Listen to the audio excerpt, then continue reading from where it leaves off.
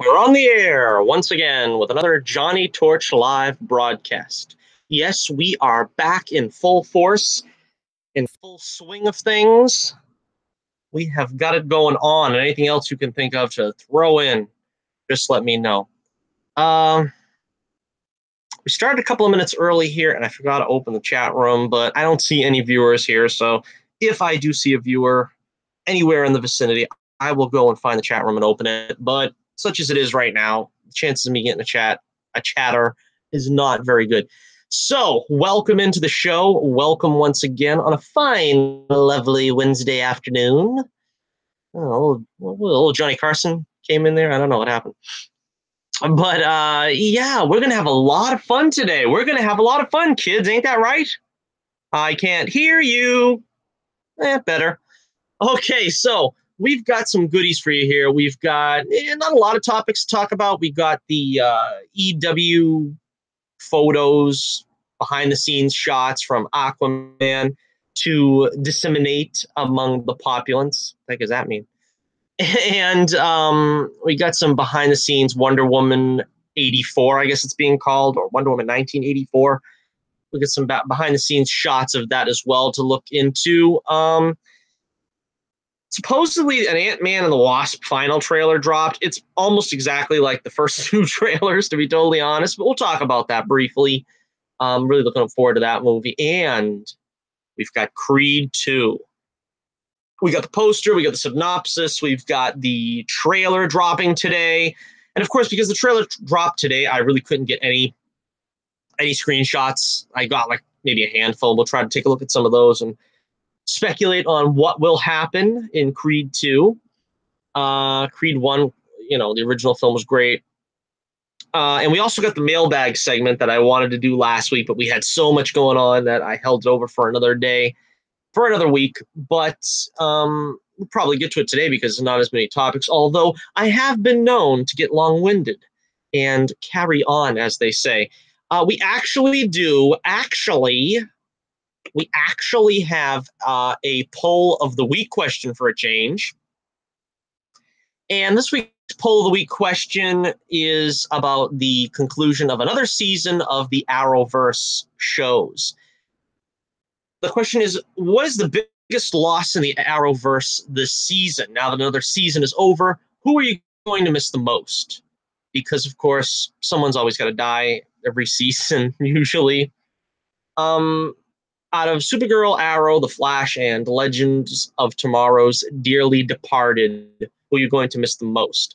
Now, I had an astute viewer, an astute commenter on Twitter, remind me that I did not put Martin Stein in the list, which is pretty big. That's a pretty big one. I mean, Martin Stein, Victor Garber, great character and actor, and I kind of goofed. But you can think of it this way.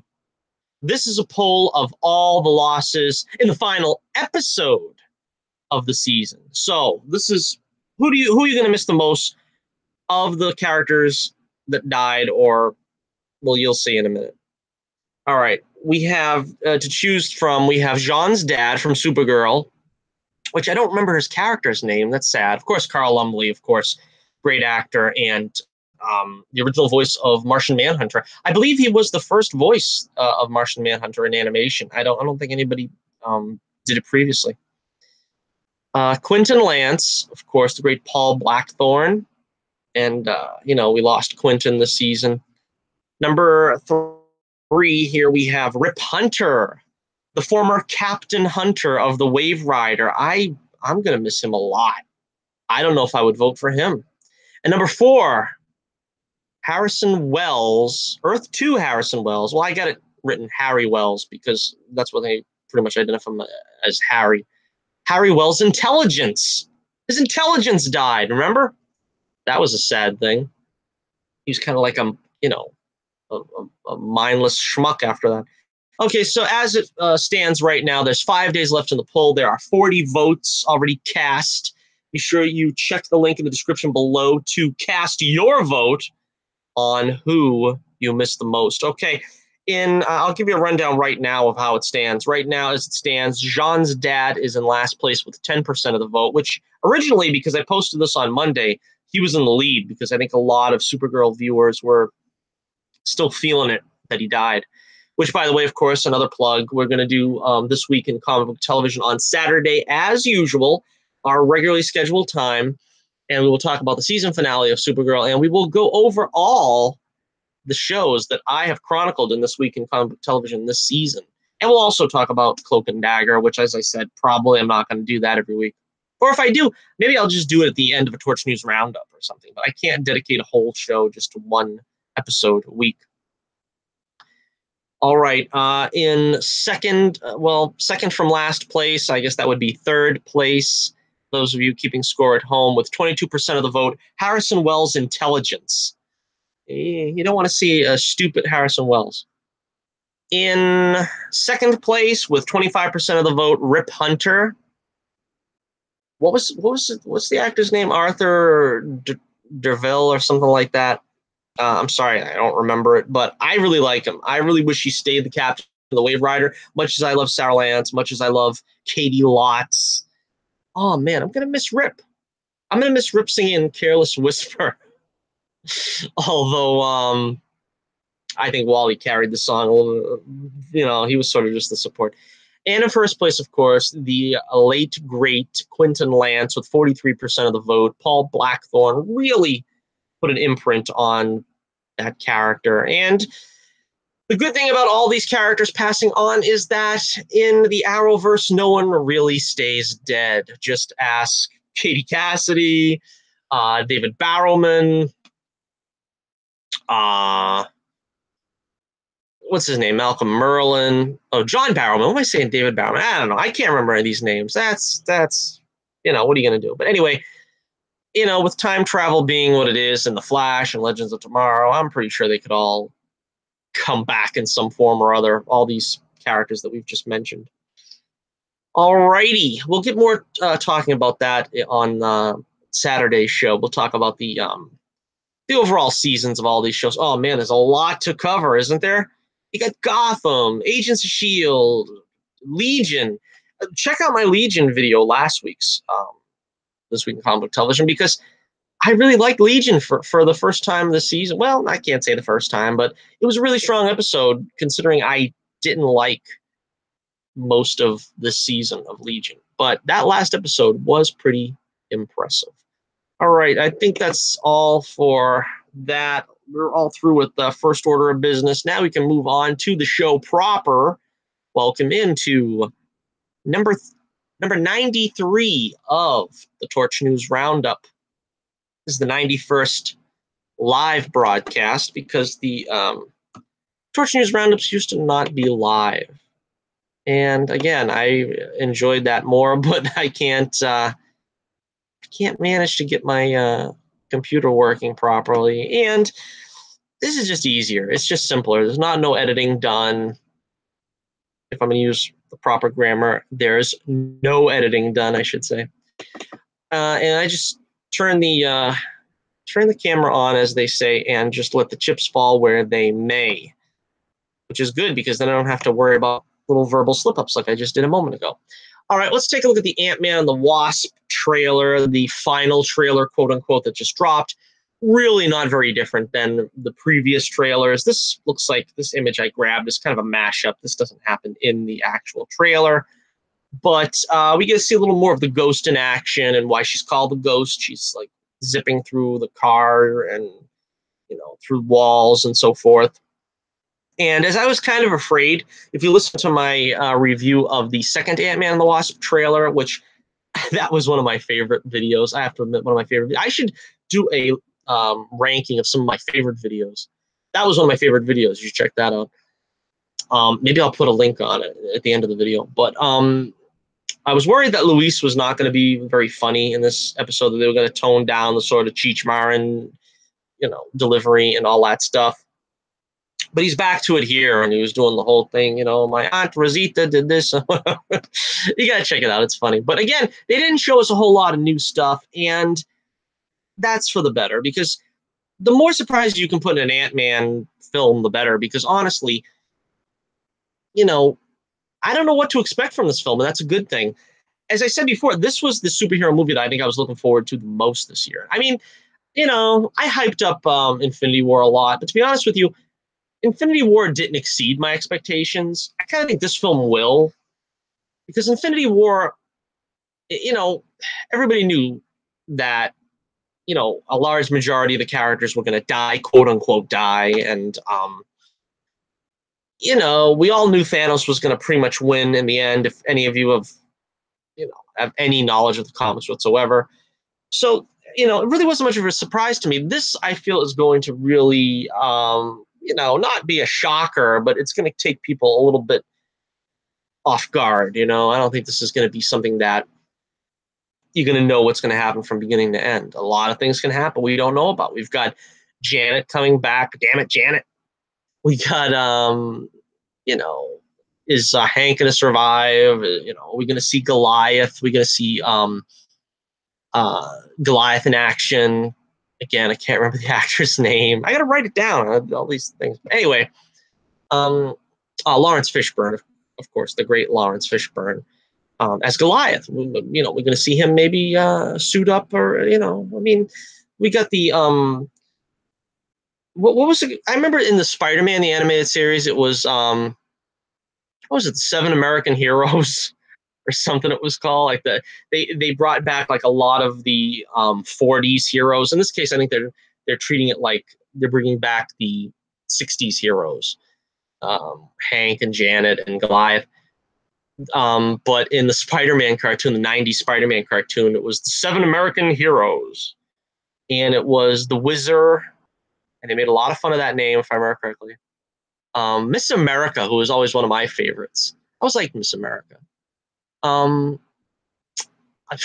of them all, it's the only ones I remember. But yeah, that was cool. Spider-Man the animated series was really cool, the 90s version. I wish they had it on DVD. Of course, I think it's on Hulu or something, but I'm not ready to take another subscription service. All right, so there you go. That was our sort of abbreviated look at Ant Man the Wasp season 2. The final trailer, I guess is what I was trying to say before my mind got in the way of my speech or whatever. But I think tickets are now finally available. I've seen it on the commercial. So I got to get to work on that. I got to get cracking and get those tickets. All right, so what do we got next up here? Next order of business. Let's see. We have, let's take a look at that Wonder Woman footage that, not really footage, but there was like a leaked kind of behind the scenes video, a clip. And since I don't know how to put videos up on screen, I probably could do it, but I mean, I got to figure it out and stuff. And it doesn't make any difference because I don't think I'm going to get copyright strikes or anything, seeing as how I can't get paid anyway from this gig, so I don't get enough subscribers. If you want to change that for me, hit that subscribe button below there. But as it stands now, ain't gonna happen. So it doesn't make any difference what I show. I actually, just between you and me, I actually stopped putting the images of CW shows as the thumbnail because they automatically copyright me and take the money away, which like I said, I'm not getting it anyway, so I don't really care if they take the money because I'm not getting the money. But why should they get the money out of the 2 views that I'll get for those videos? So nope, nada. I'm not putting it. But next week when I do the Supergirl finale, I don't know what I'm gonna put for the thumbnail, but I ain't gonna do it. All right, so this is, I guess, the logo now for Wonder Woman 84. I don't know. It's you really wouldn't know it was a Wonder Woman movie if you saw this. I would have thought this was some kind of like J.J. Abrams thriller or something. I don't know, but it's playing on the 80s and the Betamax video type looking graphic there. So that's all right, I guess. I don't know. And we have, let's see. I got so many images here, and they're all in a mess. Yeah, let's check this one out. This was on the set. We have Chris Pine and Gal Gadot looking lovely as usual. She's dressed a lot like Linda Carter in this shot. I don't know what the heck he's dressed as. He's got the fanny pack. I thought the fanny pack was a 90s thing, wasn't it? unless this was taking place. No, this is taking place in '84, right? So the fanny pack I remember when I was like a teenager. I don't remember that when I was a kid, but I was like, 1993, and it was like, oh, fanny packs are a big deal. I don't know. I don't remember that in the '80s. But I was only little. I was an itty bitty. I was a little Johnny Torch. So I might have not remembered it. I might have not caught on to the craze. But anyway, yeah, he looks good with that whatever that is, like a tracksuit or something. Is that what they call it? But yeah, we got strong Linda Carter vibes going on here from Gal Gadot. She's got the hair pulled back the same way but the same way Linda Carter did in the series. Of course, the Linda Carter series was predominantly set in the '70s, so I don't know. It kind of looks like '70s fashions, but I don't know. The jacket though, the jacket kind of betrays that. The jacket looks really '80s. It looks kind of like Don Johnson-esque.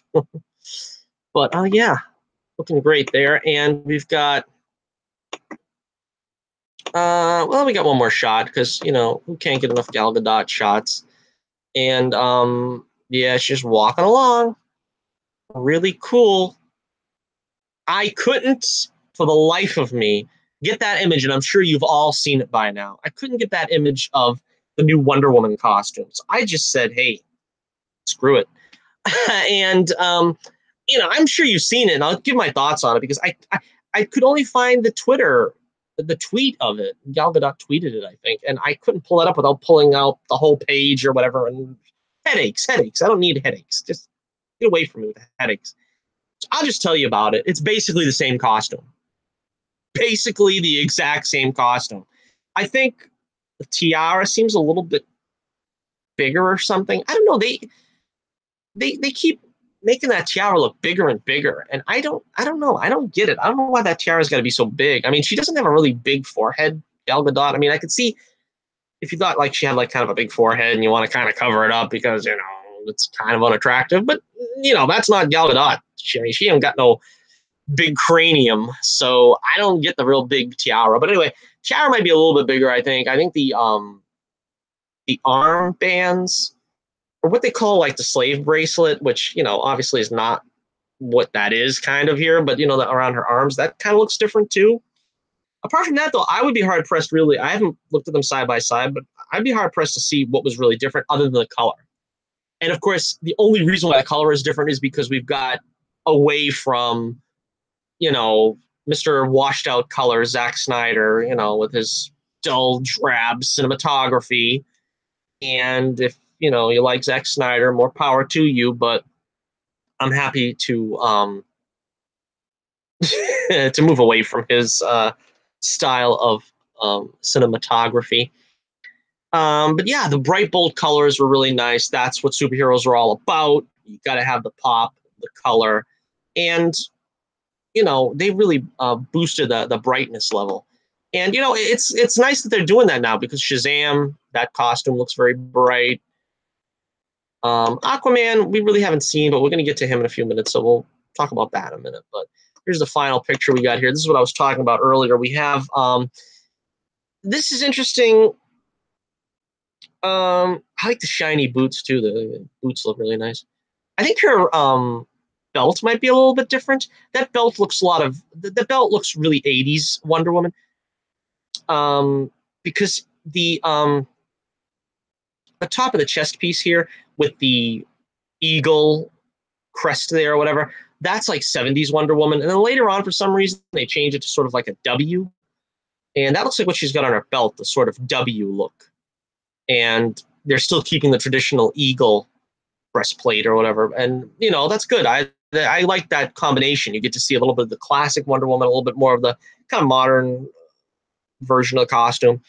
And so these are some shots of, I don't know exactly what's happening, but a lot of people are suggesting Wonder Woman's in a sitting position and she is floating down a street. Now, that basically can only mean one thing, right? You know what it is. Tell me. What does that mean if she's floating down the street in a seated position? She's got to be flying the invisible jet, right? But how is an invisible jet going to, make it down a crowded street? I don't know. I can only guess. Maybe they're trying to make this sort of like a a one-seat thing, like sort of like a land speeder, so to speak. It's not like a 747. It's more of a like one or two passenger speeder or something. That would be cool. I would like that. I really want to see Wonder Woman with the invisible jet. I don't like the flying Wonder Woman. We have enough flying characters. To me anyway, it makes Wonder Woman a little more, down to earth. I mean, she's like a demigoddess or whatever, but I mean, that's what I mean. You make a character too all powerful, and you know, it's kind of like Thor. It's like that's why I said don't get rid of Mjolnir, because I don't want Thor to just like levitate on the off the ground with like lightning powers and stuff, because he needs the hammer to propel himself up. He can't just fly. I mean, he's quote unquote a god, but he doesn't fly. And you don't want to make them all powerful. You know what I mean? There's like certain characters are with that skill set, and that's fine, but you don't like want to attribute that to every single character, because Wonder Woman didn't start off flying. Well, you want to say that Superman didn't start off flying either. He was just leaped over tall buildings or whatever, but then it kind of made sense to a character like Superman with the cape and everything, just have him flying through the wind. I mean, that really looks great. But like seeing Wonder Woman dangle here from the thing on the right, this camera dolly, whatever it is, again, I don't really know what this means. I don't think I don't I don't know. I don't think that means she's flying, but she's probably walking on something invisible. So let's hope that the invisible plane makes its first appearance in the DCEU. And yeah, that's about all I guess I could say about this. That's pretty cool, though. I like these shots. It's giving me hope for this film. I mean, the first movie was really good. So, and honestly, the Justice League I thought was very good, and arguably, I don't even think it's arguably, but Gal Gadot's scenes in Batman v Superman were the best scenes in that movie. So, pretty much they haven't struck out with Wonder Woman yet. Wonder Woman's still on top, which is good, because DC is kind of hurting for leadership here in the DCEU. I mean, they wanted to rally behind Superman, and they kind of ruined him at the beginning. They wanted to rally behind Batman, and even though people liked Ben Affleck's portrayal, he's not digging it. He's not on board anymore. So we got one constant. We got Wonder Woman being cool. So if that's all it is right now, then that's something to hang your hat on if you're a DC fan, at least. And I am, and I'd like to see Superman do good. I'm hoping that they're going to get back to Superman and do a Superman 2, but or Man of Steel 2, but that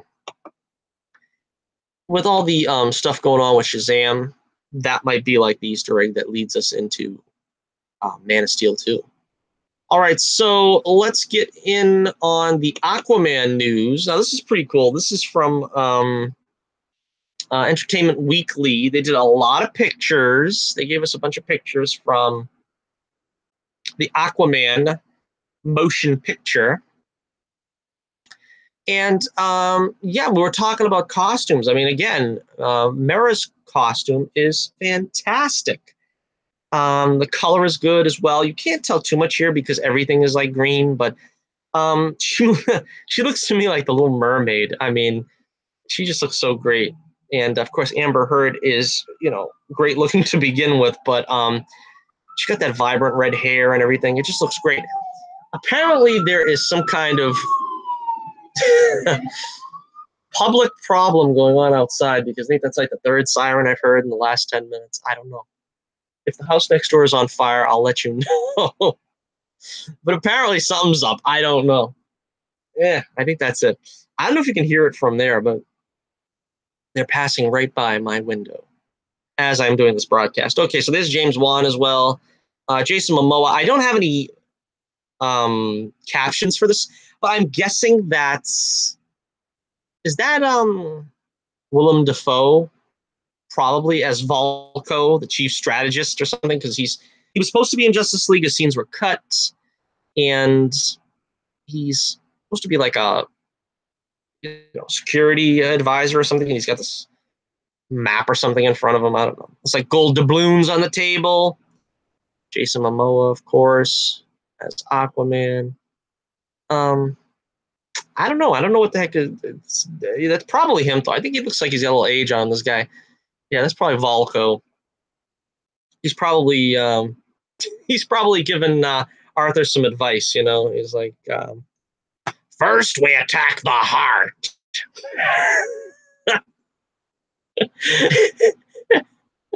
Betrayal will not be countenanced. But anyway, I'm sure Volko's got a lot of advice he could give Arthur, and that's probably only the beginning. That's probably the tip of the iceberg, so to speak. Yeah, you caught that? That's cute. Okay, but yeah, that's yeah. That looks like they're in the hull of a ship, you know? It's a hull of a ship. And I gotta quit before I get a haddock. Hey, whoa! All right, let's see what else we got here. Let's see. Yeah, I think they're gonna do sort of like an Indiana Jones riff on this, where they're going out and trying to find something. I don't know. She got like roses in her bag there, like an Indiana Jones style bag or something. I don't know. Oh, I didn't mention it with the last image, but Mira had on like that Aquaman crest that Aquaman wears on his belt.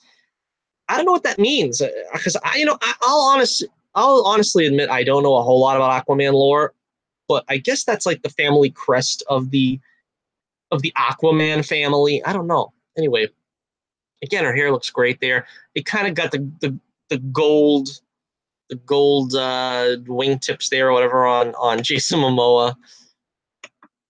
And I'm gonna say this. I know this is like, let's get beyond this right now, but come on.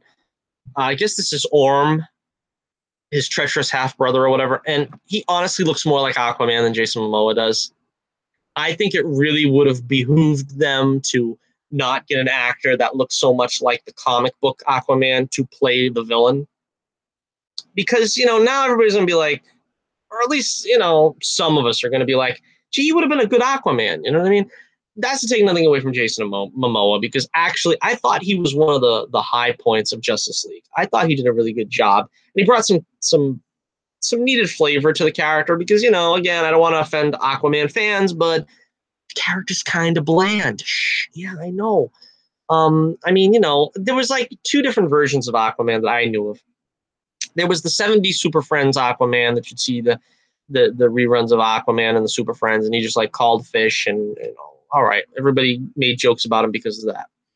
And then you had like the '90s Peter David version, which I didn't like, which was sort of like the barbarian King Arthur of the sea with the hook hand and the long flowing hair and the scraggly beard and stuff, the bare chest and stuff like that. I didn't dig that either, because it's like, I don't know. That didn't seem like Aquaman to me. That seemed like, like I said, kind of like a Conan the Barbarian underwater type thing. It didn't seem like this like regal monarch or something. I don't know. But anyhow, yeah, that's Patrick Wilson, I think, is playing Orm. All right, and let's see what else we got. What else we got for you? Let's see here. We're having too much fun today. Too much fun. And I'm taking a lot of time. I'm not going to get to those viewer questions again, I can tell. We got a few pictures left. Let's see. That's Nicole Kidman. Well, she looks good, huh? Nicole Kidman, no longer Chase Meridian, but Aquaman's mommy. And I guess that's baby Aquaman. That's cute. I like when they do that. They, like baby Wonder Woman in the last movie.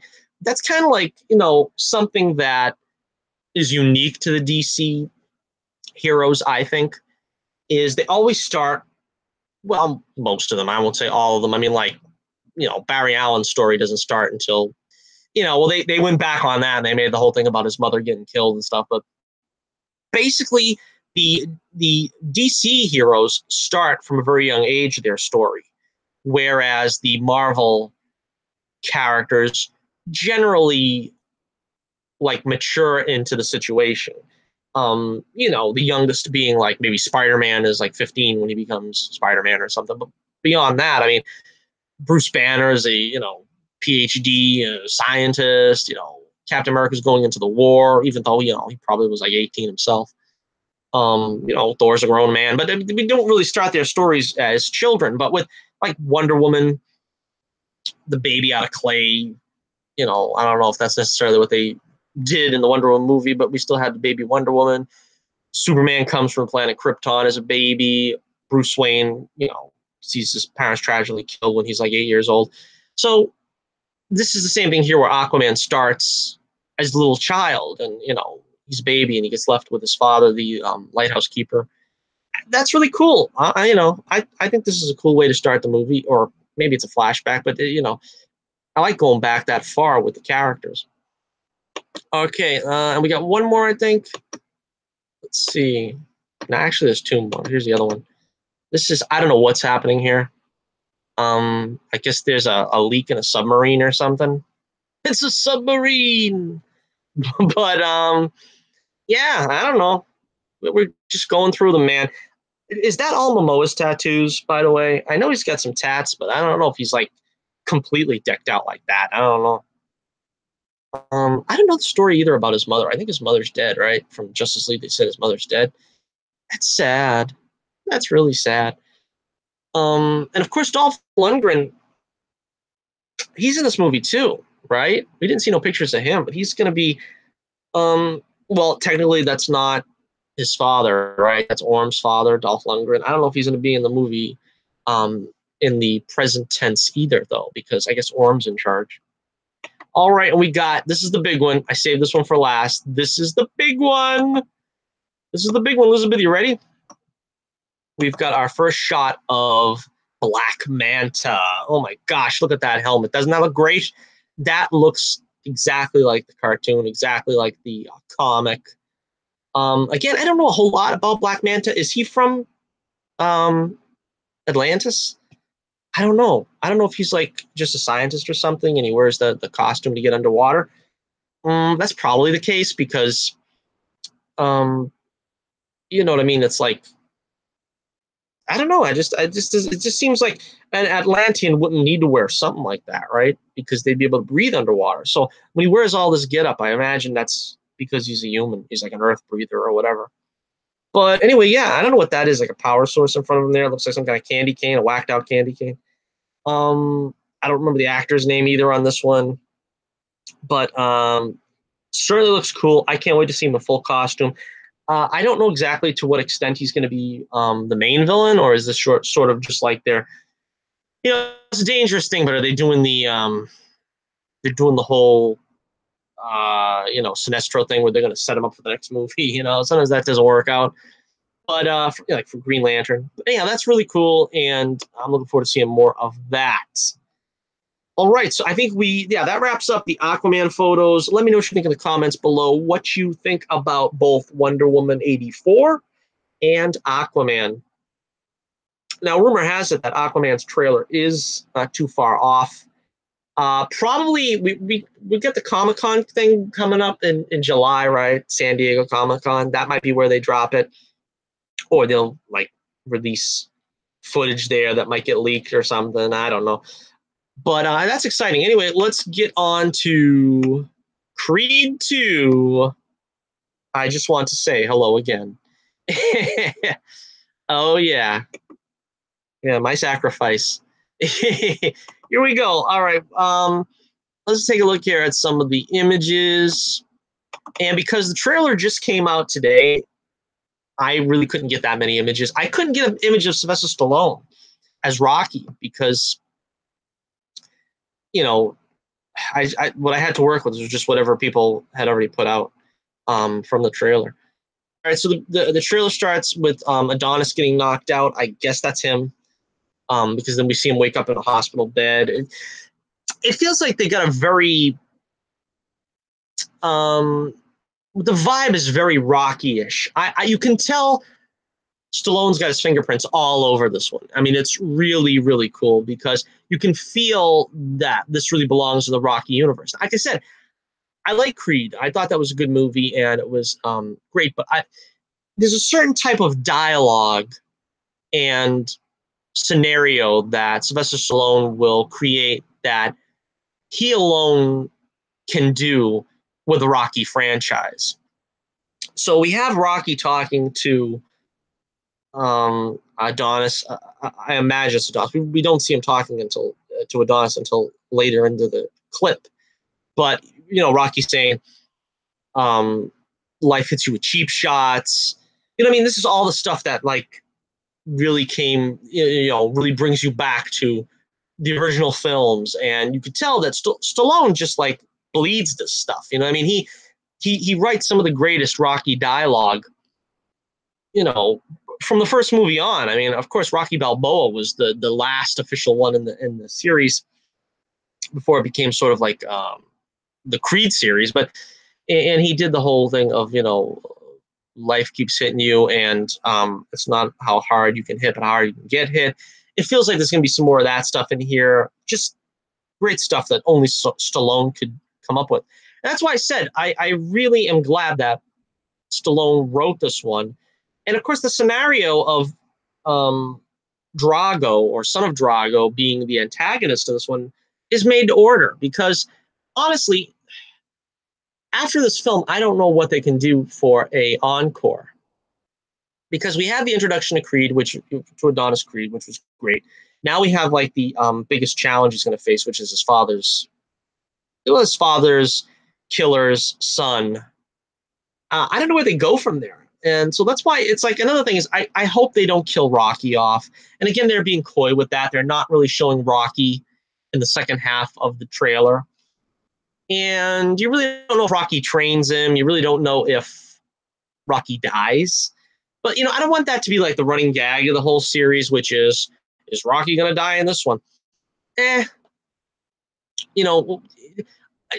doing the right thing in they're keeping Rocky around, because, even though everybody else is dead, Paulie died in the last one, which, I don't know. I kind of go back and forth on whether that was a good idea, but it's better than see what they're doing with Star Wars, where you have, every hero from the original trilogy is killed off, practically in the same episode they're introduced in. But I don't know. At least they're doing it right here, I think. Okay, so you see Rocky at Adrian's grave. I'm glad they're still keeping that into it. He says that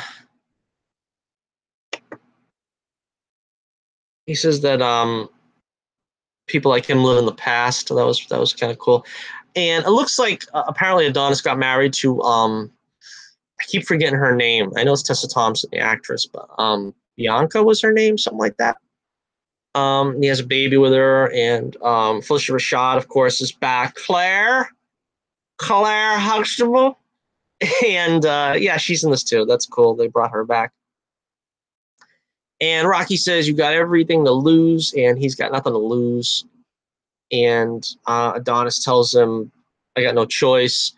And Rocky says, "That's what your father said before he died in my hands." So again, like I said, this is made to order for Stallone. He grabs that drama with both hands, and he just immerses himself in it and just makes the most out of it. That's what I mean about how I think drama didn't feel as real to me in Creed. I think I'm going to feel it more in this one. I think this one's going to, because like I said, Creed really didn't crack my top 5, and I kind of feel bad because when everybody does that and they act like, "Oh, this is the greatest movie, this is the best one since the first one." You basically get that with every franchise. The best one since Empire. But I didn't feel that way. I was like, yeah, this is maybe, I don't know, 6th out of the 7 movies, maybe. I don't know, but it was good, but I just felt like there was too much of they were trying to pull the drama. I don't know if I said this before because I never officially reviewed Creed, but I probably did say my objections before. But it's they were trying to come up with some forced drama, Rocky ends up telling the kid, "Nah, I don't want to train you. You don't need me," and this and that. And then the kid, Creed is kind of I want nothing to do with you, old man. And it's I'm well, that's not that's out of character really for Rocky to kind of like push people away. I don't know. And I think like the drama felt forced to me, and that's kind of why I put it lower on my list. I don't know right now where I would put it. Probably, definitely above Rocky 5, but Rocky 2, I'm not crazy about either. I don't know maybe if I put it like neck and neck with Rocky 2. But this feels like an amalgamation really of Rockies 2, 3, and 4. This episode, this the trailer makes it feel like that anyway, because you've got like Rocky sort of taking the Mickey role here from Rocky 3, telling him, he ain't got nothing to prove, and Rocky basically was, it feels in character with Rocky because he was even saying to Adrian Rocky 3 that, he didn't want to lose what he had, which was his family, and, he had so much to like live for that he didn't want to lose his life to Clubber Lang. So you feel that a lot here. Of course, you got the strong ties to Rocky 4 with Drago and Drago Jr. We don't really see Ivan Drago in this beyond a very brief, faraway scene. If you see, again, I can't show you the whole thing, but if you freeze frame that scene on the stage when they're doing the promo or whatever, when they weigh themselves, whatever, and they trash talk for a few minutes, and it looks like things are getting heated there. You can see very briefly in the background Dolph Lundgren. All right, so this is the poster. We're not through talking about the trailer really, but I don't got too many images to show you, so I'll show you that because you've seen the other one long enough. So Adonis says you don't think I can beat him, and Rocky's like, you said it, not me. You know what I mean? It's really cool. It's really cool. I like what they're doing here. I like what Stallone set up. Like I said, I feel bad that Stallone didn't get a chance to direct this one. Stephen Caple Jr., I believe, is the director. As long as Stallone wrote the script, I think this guy must be a capable director because Stallone, I think, handpicked him. I'm just kind of afraid, though, that they're going to do the whole thing of, I'm talking about the crowd. The audience is going to have dissenters going, oh, Ryan Coogler could have done this better, and this was Coogler's baby, and, blah, blah, blah, blah, blah. Rocky was Stallone's baby long before Creed was Coogler's. I mean, if I have faith in anyone, I have faith in Stallone. And like I said, I think Coogler, he got as much wrong as he did right, to be honest with you. Again, it's not to put down the first movie. The first movie was good, but I don't know. All right, so we see Johnson. Oh, Johnson. He's Creed now, I guess, right? He's not calling himself Johnson anymore. So we see Creed. He's fighting someone else, and then later on in the trailer, you see him with the strap. So I think we're going to see him in multiple fights. I don't know if it's going to be like Rocky 3, where you just see a montage of fights, but apparently he is going to win the title because remember, spoilers for Creed, the original film, he lost that first fight. That's kind of the thing about these films, though, is you can kind of see where they're going when it comes to the fights. I mean, I knew he was going to lose the first fight because it's going to be like, mirroring Rocky losing his first fight, and it just all it means is that you've gone the distance, and that's all you need to do. And here it's like with Rocky 4, he's going to have to defeat Drago to avenge Apollo, and it's sort of the same thing here. I don't see him losing this fight. Of course he's going to win. Of course he's going to avenge Apollo, his father. But I don't think that matters. I mean, I think that's what it is. It's like this would be something like if it was in control of, if it was in the hands of Rian Johnson, if he was making this movie, there would be like so many twists and turns. The movie would end with Drago Sr. getting into the ring and killing Creed with his bare hands or something. You know what I mean? Instead of what we think would happen, where Creed is going to beat Drago Jr. Speaking of Drago Jr., let's take a look at him. They just got like a brief clip of him coming towards the camera. And you see the jersey on his back. That's cool. And yeah, that's cool. The music again. I don't know. You know, it's a modern thing. I'm more for the original. Tom Conti, I believe, to the score. Was it Bill Conti? Yeah, it's Bill Conti. I don't know, but so the score really didn't impress me. I mean, the music didn't impress me that much, but it's kind of like you have to do a modern thing, I guess. I don't know. Drago comes out with the pyrotechnics. It looks like it's a big to do, sort of the way it was with Ivan Drago and Rocky 4. And again, last image we got here. Let me just show. We've got the scene of we got Adonis there. You see the guy over his right shoulder, his right, our left, with a strap. So apparently he wins the title from the first fight. I think they probably will show a full fight, and he's going to win the title in the first fight. So he is the champion when he fights Drago, which makes sense. And you see, I was thinking it was going to be the other way around originally. I said, well, they're probably going to make Drago the champ, and because he's a boxer, obviously he's going to go for the title, but he's got to go through Drago's son, the one who killed his father and stuff. But I think what's going to happen here is he gets the title, and then Drago Jr., for lack of a better term, is, going to be climbing the ladder, sort of the way Clubber Lang did, and he's going to want to, challenge him. And then, in Shades of Rocky 3, it's either does he want to retire or is he going to duck, Drago Jr. And there's some cool scenes of him training. We don't see him training with Rocky. We don't see Rocky behind Adonis here as he's walking in. Maybe there's more than one fight. I don't know. Is this going to be another situation like Rocky 3 where he loses against Drago the first time and then maybe gets a rematch? I don't know. That would be interesting to see if they're going to do it that closely related to Rocky 3, though, in that kind of scenario.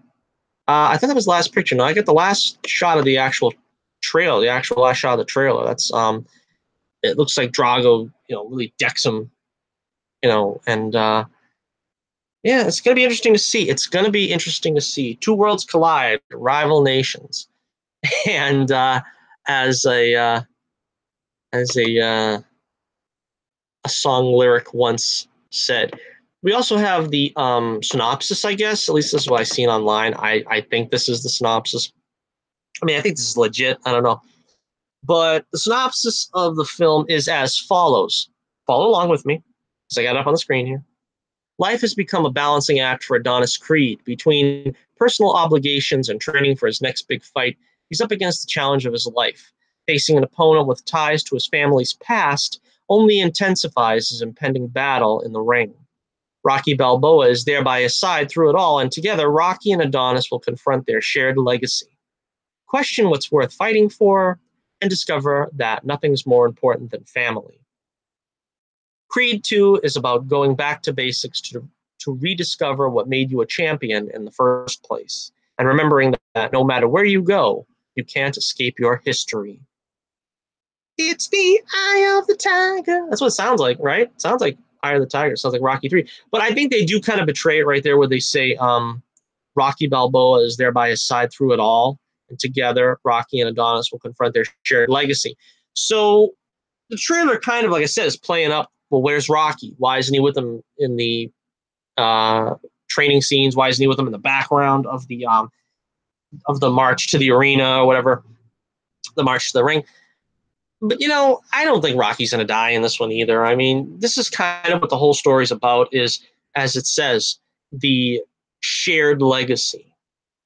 And maybe they'll have it in the next trailer, or maybe they're saving it for the movie, but I really want to see Rocky and Ivan Drago face to face again after, 40 years or something. No, not 40. It was like 35 years. But yeah, that's going to be really, really cool.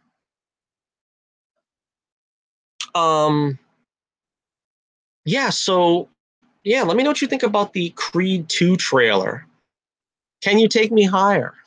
But yeah, the Creed 2 trailer, I thought it was awesome. And like I said, I really am looking forward to seeing Dolph Lundgren next time when they do the next trailer. maybe they could save some of it, but I really want to see what Drago's been up to. Ivan Drago's been up to since last time he faced down Rocky. See, this is what a sequel series is supposed to be. We're going to get into it, a little bit later, but this is what you do with a sequel series. You know what I mean? The Karate Kid with Cobra Kai have done this well, and Star Wars has not done it well. But this is the way you treat a sequel series, kind of like a spinoff, not really a spinoff as much as it's just continuing the legacy of the characters. You just obviously, you got to hand it off to the next generation, but you keep the main characters, the original characters that we loved from, the original franchise, still keep them around, keep them in focus and not kill them off, particularly in less than satisfying ways as in Star Wars. All right, so let me know what you think in the comments below about the Creed trailer. And let's see here. We've got a little segment that I like to call Mailbag. Yes, Mailbag. This is let's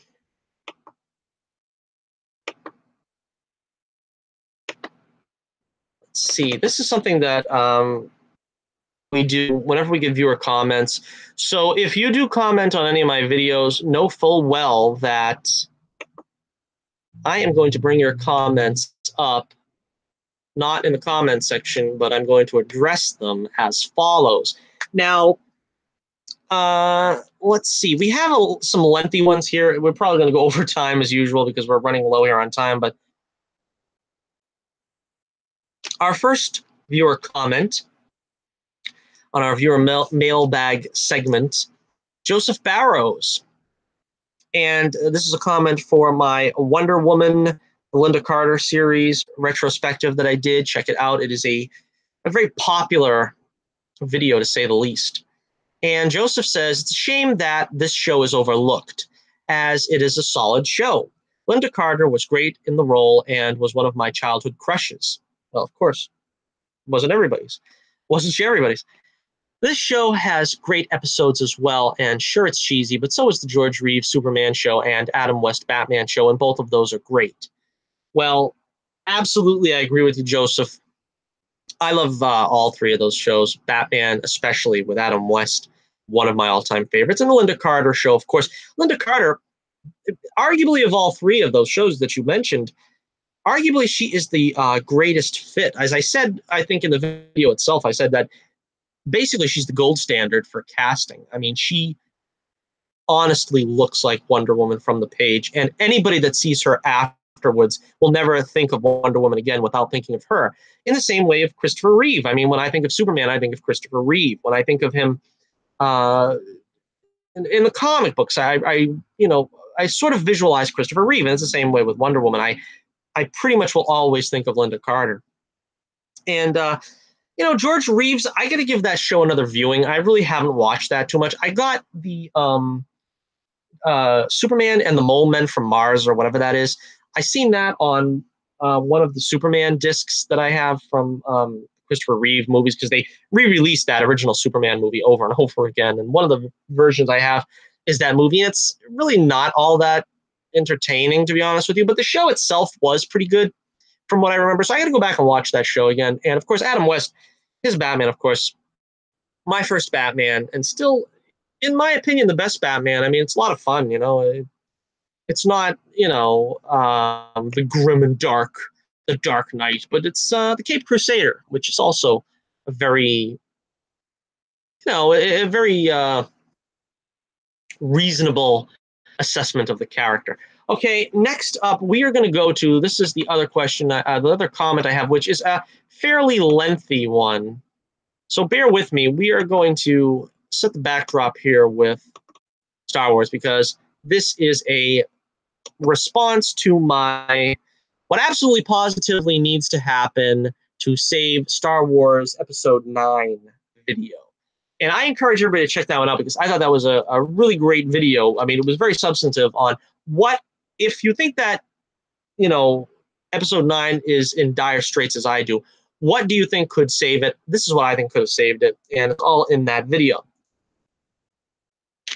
Now, What's Up, that's his name, left a comment here a week ago, and he details pretty much, he agrees with me on the sad state of The Last Jedi, but he seems to be under the assumption that J.J. Abrams had greater plans that were ruined by Rian Johnson, although I'm also of the opinion that J.J. Abrams really didn't put too much thought into The Force Awakens, and it shows. All right, so he begins, and I guess, again, this is a lengthy one, so sit down, get a bucket of popcorn, and get ready for this one. What's Up says, you and others didn't like The Force Awakens because you didn't see the story JJ was telling. JJ had a complete trilogy plan and story when he wrote The Force Awakens. He told Kathleen Kennedy and Rian Johnson those plans. They proceeded to reject, modify, or troll JJ's story. All right, now I'm going to stop you there for a second, because while that's partially true, Kathleen Kennedy has been running Star Wars into the ground mostly for this reason, where they, or she, the brain trust there, Lucasfilm, wanted there to be 3 different directors that would only loosely link up all 3 films. There was not really a solid Bible written for episode 7, 8, and 9. JJ basically laid down a loose thread, because now JJ's coming back, because Colin Trevorrow, I believe, was the director for 9 before he gave up the ghost.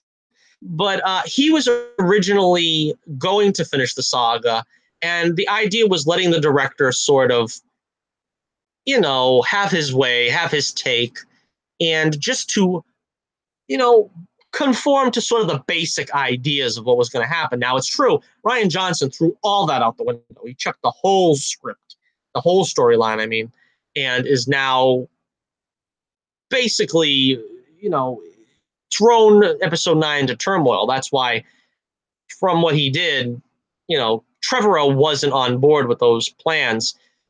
He couldn't justify picking up in episode 9 with the state of mess that Johnson left it in. And of course, that's what they always say. When you're writing in a collaborative effort, you always leave the room the way it was when you came in. So, the guy after you kind of is able to pick up and run with the ball instead of having to clean up after you. Okay.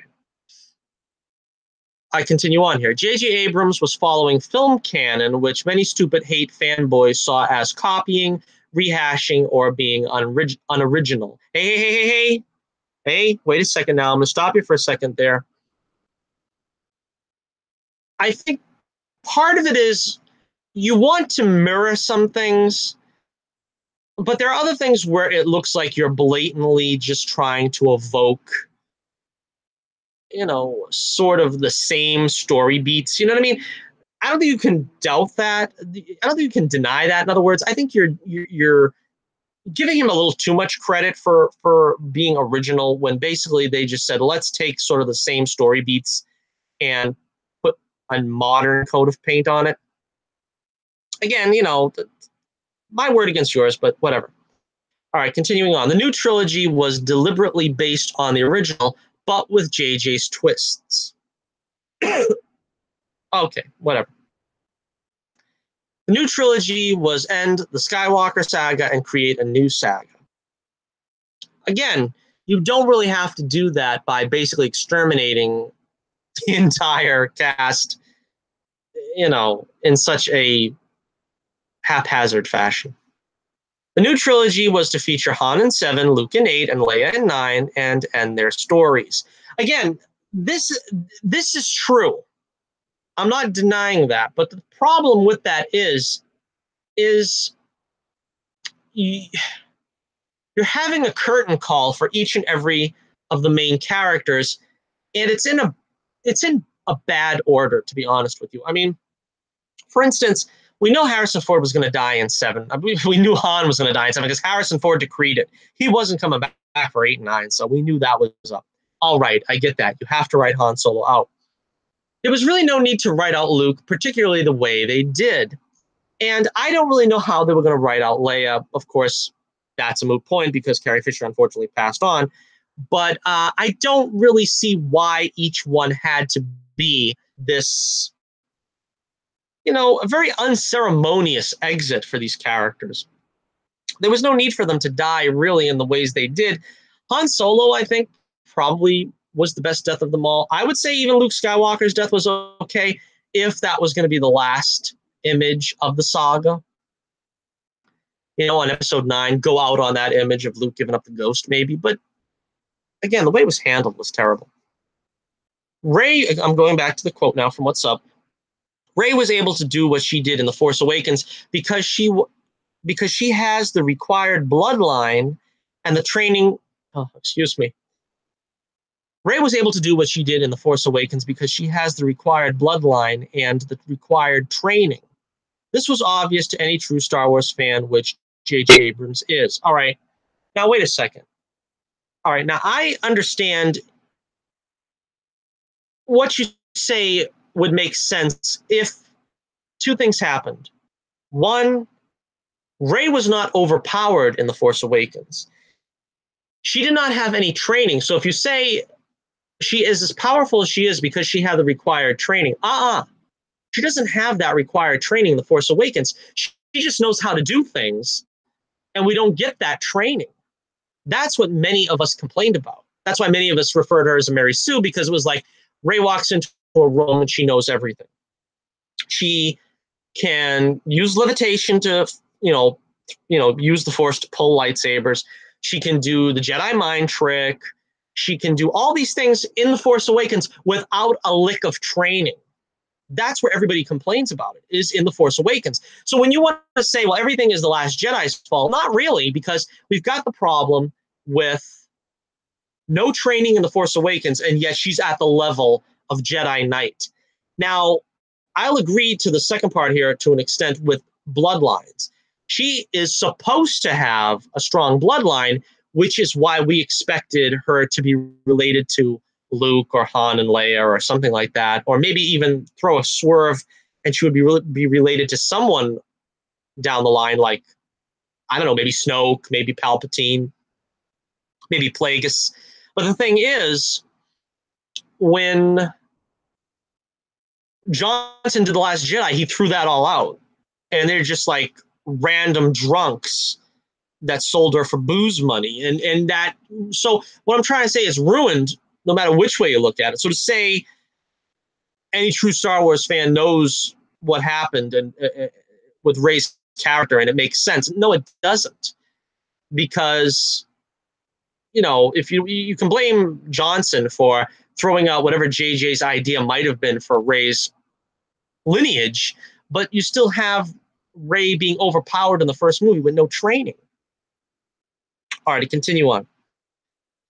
We needed to examine The Force Awakens to find the clues that JJ had left to show who Rey's father, or creator is, and who trained her and made her forget. Okay, so you're going by the supposition that she was trained and forgot. I don't think you get any of that in the movie, in The Force Awakens. I freely admit that while The Force Awakens wasn't my cup of tea, and I think it was largely derivative and so forth, it was a fun movie, and it was something that I think they could have built on had a better director, screenwriter, combination of the two came into play. Because we had the contractually obligated death of Han Solo. We had the introduction to Rey and Finn, and Poe to an extent, although he's kind of pushed to the side in this film. But we get the introduction to Rey and Finn, and they could have been interesting characters after The Force Awakens. That doesn't happen, of course, but that's not on J.J. Abrams. He introduced them. I've always said, and I probably am repeating myself a million times over, but J.J. Abrams' strength is that he sets a handsome table. What you really need is someone to come in and deal with the main course. I think that's why originally the idea was to bring in other directors, because while JJ can do a great setup, it's the payoff that you worry about. Okay. Now you said that clues to show who Rey's father or creator is. I don't really know that there are any clues to that. All we know is that the ship takes off, and I'm sure JJ had something in mind other than they were just drunks or whatever. Who trained her and made her forget? That is not in the slightest hinted at in The Force Awakens, I'm sorry to say. Now, I'm not saying that couldn't have been, you know, JJ's intention later on, is that maybe she had forgotten something. But if you watch The Force Awakens, I do not see anywhere where it suggests that she forgot something, that she forgot her identity or who her parents are or her training or something. What we do see is that she's left as a child and she ends up, you know, living out probably another 10 years just scraping by. I don't really see where there's any clues there. Maybe you can point me to them. All right, this next sentence is going to be something that's highly debatable. Snoke is Rey's creator. Again, I don't know where you get that. I don't remember anything in The Force Awakens to suggest even remotely that that was something that Abrams was seeding as something to be revealed later. Obi-Wan and Luke trained her and made her forget, so Snoke doesn't find out who she is. All right, Obi-Wan, he can't train anybody. He's a Force ghost. And Luke trained her and made her forget, so Snoke doesn't find out who she is. I don't buy any of that either, because Luke, you see, the thing is Obi-Wan says to Rey, doesn't he, in The Force Awakens, or she hears his voice, let's put it that way. He says, "You've taken your first step." And that was after she grabs the lightsaber. I don't really see that as her remembering her training. I kind of was under the impression that that is her beginning her journey. I don't really see where you get that. I don't see where you get any of this seeded in The Force Awakens, I'm sorry to say. Snoke is also the creator of Darth Plagueis. Oh, come on now. You just pull that out of the grass. I mean, come on, give me a break. Snoke is the creator of Darth Plagueis. Where are you getting all this stuff? I don't know. But I don't see any of this seeded in The Force Awakens. I haven't heard anything from J.J. Abrams saying anything of this. But I don't know. The Force Awakens references the film canon of Revenge of the Sith with Palpatine discussing the legend of Darth Plagueis. George Lucas showed in Revenge of the Sith that Palpatine created Anakin Skywalker. Now, all right. Now, I'm going to put the brakes on you there once again, because I honestly don't see that in Revenge of the Sith. A lot of people gravitate to that. And I think Ian McDiarmid, who played Palpatine himself, also believes that's what was being communicated in there. I never believed that. I never believed that Palpatine created Anakin, because he says to Anakin, Plagueis knew how to manipulate the midichlorians to create life. Now, this may or may not have been Lucas' intention. I don't know. But I always was under the assumption that this was just Palpatine telling Anakin anything that he wanted to hear to get him swayed to the dark side, because obviously, if you've seen Revenge of the Sith, you know Anakin will do anything to save Padme's life. He wants to learn the dark side of the Force in order to manipulate the midichlorians to keep her alive, which of course never happens and is kind of like a strangely unresolved plot. But people take that one line to meaning that what is the next line that What's Up Road, the Skywalkers are actually Palpatines. I don't buy that. I don't get it that way. That's kind of going into conspiracy theory territory. And as I said, you may or may not be wrong. I don't know if we'll ever know what George Lucas originally intended. But I don't see that.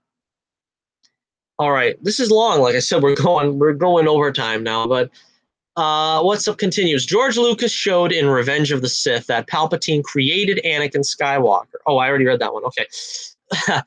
Snoke was known to be much more powerful than Palpatine, very old, and now the most powerful user of the Force on the dark side.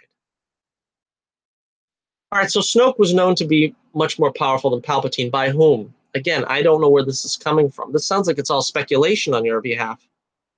Very old now, and the most powerful user of the Force on the dark side. Now, The only thing that I might disagree with that is I have a hard time trying to figure out what Snoke is. I mean, some people said he was Plagueis. If he was Plagueis, though, wouldn't the Jedi have sensed him? But then again, the Jedi couldn't sense anybody in the prequel era, so I don't know. Luke was never going to be strong enough to beat Snoke. Why? He's a Jedi Master. He is the Jedi Master. He is the last Jedi Master. If anybody could beat Snoke, it should be Luke. He is of the bloodline of Anakin Skywalker, which is also directly connected to the Force. The Force itself, the midichlorians of the Force created Anakin. Anybody could beat Snoke, would be him. All right, he continues on. But Luke and Obi-Wan knew the child or creation of Snoke would eventually be strong enough to beat him. I don't know. I mean, it could be interesting. You want to do it that way. Again, I don't know where you're basing this off as fact, but it's an interesting bit of fan fiction. I don't know. Anakin was the chosen one to bring balance to the Force because Palpatine was his creator. Anakin actually killed Palpatine. Luke could have eventually, but he was not strong enough in Return of the Jedi. I don't believe that Anakin was the chosen one to bring balance to the Force because Palpatine was his creator. I don't believe Palpatine was his creator. I still don't really buy that because it is such a grasping at straws to, to come to that conclusion. I mean, Palpatine like waves his arms around and some random slave woman across the galaxy becomes pregnant through the Force. I don't buy it. I honestly don't buy it unless they were going to really rewrite the prequel trilogy. I don't buy where that was coming from. Do the maths, for crying out loud. Okay, it seems to me, like I said, you're just doing fan fiction. And to be honest with you, this is the way it's been all throughout Star Wars fandom. That's why, a lot of people try to give Star Wars fans a bad name because they're like, oh, you're just unhappy with The Last Jedi because your fan theories didn't pan out. No, I heard a lot of fan theories. I heard a lot of fan theories in the prequel trilogy. I remember some guy swore to me that Count Dooku was going to actually be a Jedi Master. He wasn't going to. He was just tricking Palpatine. He knew for a fact that Dooku was going to try to usurp Palpatine as the Emperor, and then Obi-Wan was going to help him in this. A lot of people have theories, and just because you think it's going to be the case doesn't necessarily mean it's any factual evidence whatsoever. All right, so he continues on here. Oh man, I'm getting tired. The Force Awakens is second only to A New Hope as the best Star Wars film once you understand the story being told. You and many others clearly hadn't a clue. Well, unless you're J.J. Abrams' son and you knew this was going on, I don't know how the rest of us were supposed to decipher this. I honestly don't know where you get off acting so high and mighty and superior about this. And I mean, hey, that's your prerogative. But I mean, you're going to be condescending and act like, why can't we figure this out? Because quite clearly, this stuff is not seated very deeply in The Force Awakens. There is not a whole lot of this brought out. And honestly, I would say to you, what's up? If you have a YouTube channel, send me the link to a video, do a video and detail where you see this. That would be a lot of fun for me to watch. I could see exactly what you're trying to say, where these blatant messages are in The Force Awakens that shows us what JJ was planning. Because from what I see, all JJ was planning was Rey was a powerful Force user. She had it in her enough in the bloodline to be a Jedi. She's so powerful, she doesn't need training. She had some kind of, interesting lineage, let's put it that way, that was unexplored. And like I said, while JJ set the table, he set the table really well. There really wasn't anything there that he explained. He didn't even explain the damn lightsaber. How did they get Luke's lightsaber? Well, that's an explanation for another time. It's a story for another time. Okay. But I don't know. I don't know really where you get that he masterminded the whole thing. He had some He had an outline, just like Lucas had an outline. This is what happens to this person. This is where this person comes from. But none of it is really realized in the movie. All right, let's continue on. Kylo Ren is killing Ben Solo. And the end of The Last Jedi, Ben Solo was now death. I think I know what you're trying to say there. Leia will kill the man who killed her son in Episode 9, tragically ending the Skywalker-Palpatine saga. All right, so I think I know what you mean. Kylo Ren is killing Ben Solo, sort of in the same way that Darth Vader killed Anakin, and that's sort of from a certain point of view and so forth. With Ben Solo now death, I think you mean dead. Leia will kill the man who killed her son. So basically, you're going to have Leia kill her son. I mean, that's honestly where I think it would have gone, had Carrie Fisher lived. I don't know that I would have liked that, to be honest with you. I think that pretty much stinks, whether Abrams wrote it or that was sort of what Johnson was leading to. But whatever way you look at it, that was kind of a downer. I'm not sure that I would have liked that. But anyway, continues on. Remember that JJ is following film canon. Obi-Wan incorrectly told Luke that Darth Vader had killed Anakin. The only way Luke was able to save Anakin was because Darth Vader did not kill him. All right, so this is interesting. You're going to flip that on its head now. You're going to say that Obi-Wan told Luke that Darth Vader killed Anakin when Darth Vader really didn't kill Anakin. He was still alive in there somewhere. Okay. I guess I'll agree with you. But I don't know if Ben Solo, I don't know that Ben Solo can be redeemed, but I don't think it's two different things. I think he killed the personality of Anakin as much as one can when you're talking about a personality. In the same way, I think Kylo Ren killed Ben Solo's personality about as much as he could when he killed his own father. So, all right, Kylo Ren actually has killed Ben Solo. JJ's twist. Finn and Rey are the new Han and Leia. Oh, wait a minute now. Again, I got to stop you and say, where do you get this from? Where are you getting this from, brother? If that was the original intention, I doubt it, but it's certainly out the window now because they gave Finn Rose Tico. But I don't think they were ever going to pair up Finn and Rey. There's a lot of shippers that are Finn and Rey, but they weren't going to pair them up for one reason alone. It's the wrong reason, although I said I wish and sincerely hope they don't pair Finn and Rey up. For the one reason that is Rey is a Jedi. She's trained to be a Jedi. She is not supposed to have a love life. The romance is not something that's part of a Jedi's makeup. And I seriously did not want her to be in love and find love and all this and all that. But, with Kathleen Kennedy's feminist leanings, I knew that they were just not going to make Finn and Rey a couple because they didn't want Rey to need a man. She ain't need no man. She's a Jedi on her own. She doesn't need a man. She doesn't need, romance of children or whatever. Rey is going to become the first Grey Jedi with Finn by her side. The new saga will be based on their descendants. Unlike Anakin, Rey did not turn to the dark side. Actually, it would be really cool if she did. I think that would probably be more fun to see if...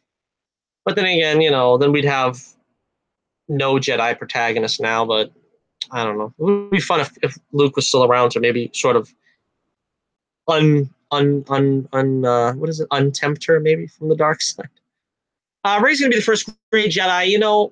I never liked the concept of the Grey Jedi. I know now you're going into inside baseball, so I don't like the concept really. I think there's either good or evil. There's black and white. I don't like they're introducing the Grey Jedi, but I don't know. The new saga will be based on their descendants. I don't know who's really going to want to watch that, to be honest with you. Dude, get a clue. Okay, you don't need to be quite so, don't be so condescending, Sparky. just take it easy, you know. Take it easy. We're all friends here, I hope, okay? The Force Awakens is a great film. The Last Jedi is shh, and I'll end it there, but he says the full word. I will agree with you on the second part. The first part, The Force Awakens is not a great film, but it's not horrible. It's not abysmal like The Last Jedi, and I agree with you there. Like I said, the Force Awakens could have been more. Let's say it could have been more ambitious. It's a fun film. I can sit through it. I can't sit through The Last Jedi. I can sit through The Force Awakens, and you know, I had the hope that the next film would have been better and could have like built on it and say, yeah, we've got some fun things we can do with Finn. We've got some fun things we can do with Poe. Rey will finally get trained, which doesn't happen in The Last Jedi. All right, let's wrap it up here. Episode 9 will be another great film because J.J. Abrams will be completing his plan for the trilogy when he made The Force Awakens. Again, I don't know how much of that is true, that he had some concrete storyline, but we know one thing. It probably won't be a great film because he's got to undo the crap that Rian Johnson put in the film. I mean, come on. How's he going to salvage episode 9 after all the crap that Johnson did? Whatever was originally planned, he's going to have to work with a sewage hazmat suit on in order to undo all that stuff. And, you know, being serious for a moment, he also doesn't have Carrie Fisher to fall back on to supposedly complete Leia's portion of this trilogy, which I thought was a bad idea to begin with, to just give them one film each. But particularly when you're going to finish the saga with Leia, I don't know why you wouldn't finish the saga with Luke, since Luke is the primary protagonist of the original trilogy. I mean, yeah, Han and Leia were as important in a sense, but it's basically the adventures of Luke Starkiller, then later to become Skywalker. That's basically what episodes 4, 5, and 6 were. And to later on say, well, Luke did absolutely nothing but sit on an island for 15, 20 years, whatever, doesn't ever get off his duff and do anything to help the Resistance, and then eventually dies before the final chapter is filmed. I don't know. I honestly don't know. Okay, so Snoke was never on the Supremacy in The Last Jedi. Snoke created all the mind links Rey and Kylo had. All right, so I guess you're trying to say that Snoke wasn't, that, or at least that wasn't the Snoke. That wasn't the real Snoke in The Last Jedi when we see him cut in half. That's what I guess you're trying to tell us? Because I'm not sure. I guess that's what you're saying. Luke will be returning with Obi-Wan to explain everything to Rey and prepare her to fight Snoke. Again, this is probably the best course of action. That's what I said in one of my top 10, in the video, that you need to bring Snoke back.